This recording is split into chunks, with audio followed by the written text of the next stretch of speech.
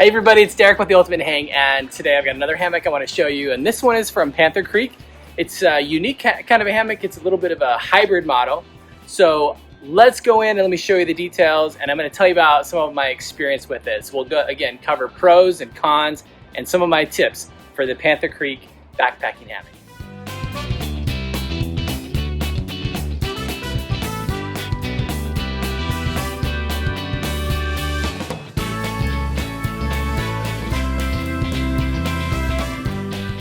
So this is the Panther Creek hammock. It's a very unique design in the sense that it's not quite a bridge hammock. It's definitely not a gathered end hammock, but it's not quite a platform hammock either. You can see on the end, curved here on the end, or I should say on the ends, consider it more like a cot. Let me give you a couple of specs real quick. So it comes in all packed together at around 4 pounds. That includes the spreader bars, the straps, the hammock itself, and the bug net. Of course, the bug net is completely sewn in. It is not removable. It does not come with a tarp. All right, let's talk a little bit about the dimensions. It's 80 inches long by 30 inches wide and a 17-inch height.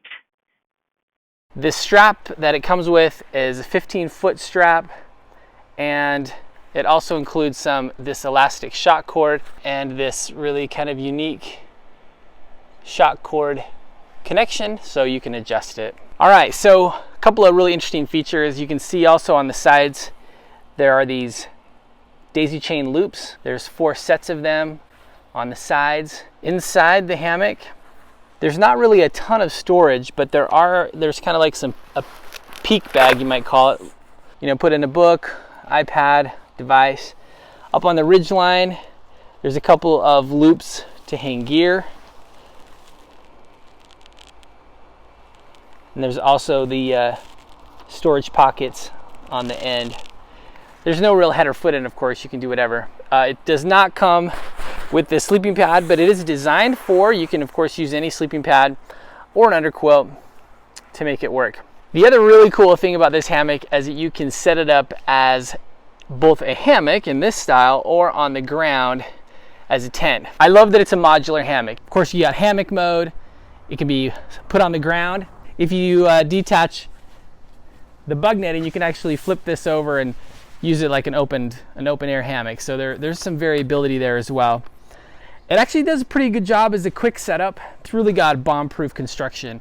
It uses 1-inch webbing straps all the way around. Really good material quality. Construction is also pretty well done. A lot of straight seams, even stitching, so that's always a plus for me. There's a few loose ends, so common with what I would guess is an overseas manufacturing. Now, some of the cons for me. Currently retails for $350, which for a comparable hammock on the market, you could easily get at least a rainfly, right? I would have expected for that price, it would be a complete setup.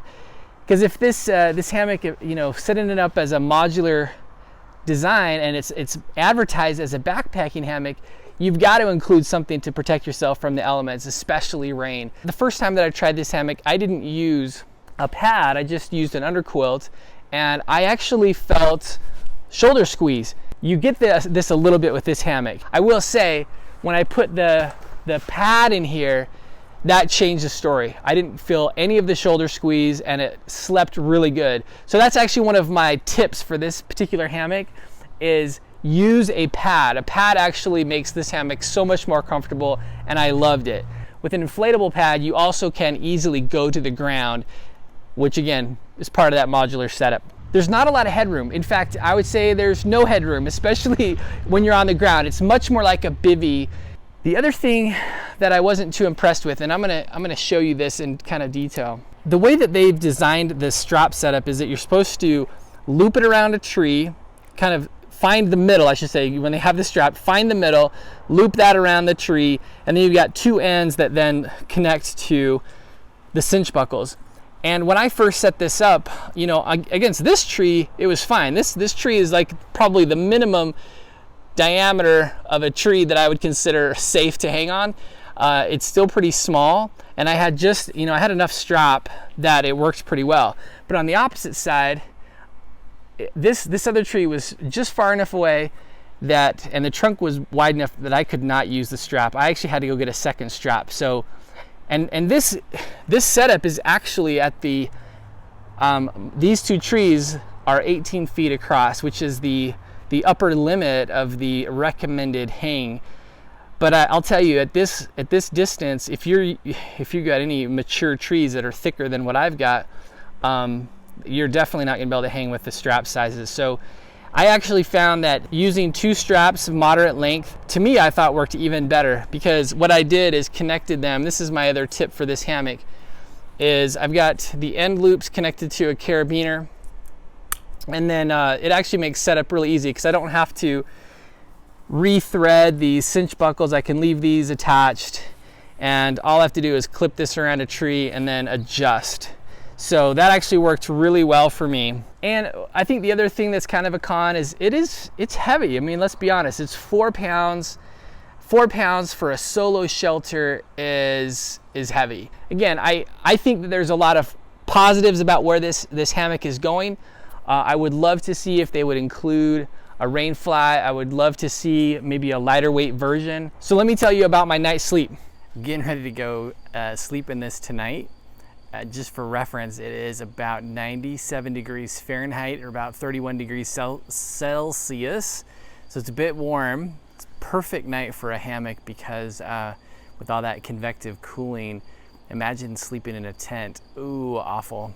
So tonight I'm practicing. I'm actually going to try to use this. I've got an inflatable pad in here to see if that'll help keep things a little flatter. My nice supersized pillow.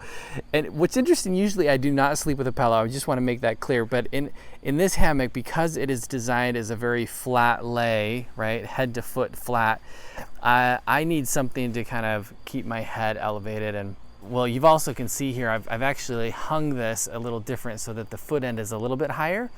Again, that's a comfort tip for some hammocks. I'm going to try it for this hammock, see if it makes a difference. Well, actually, is this a little bug, a little beetle? Yeah, hey buddy. You know, hammocks that have spreader bars, you typically hang them quite a bit lower than normally. So if you look here, it's about, this is the height where I hang a gathered end hammock to achieve like a nice 30-degree hang angle.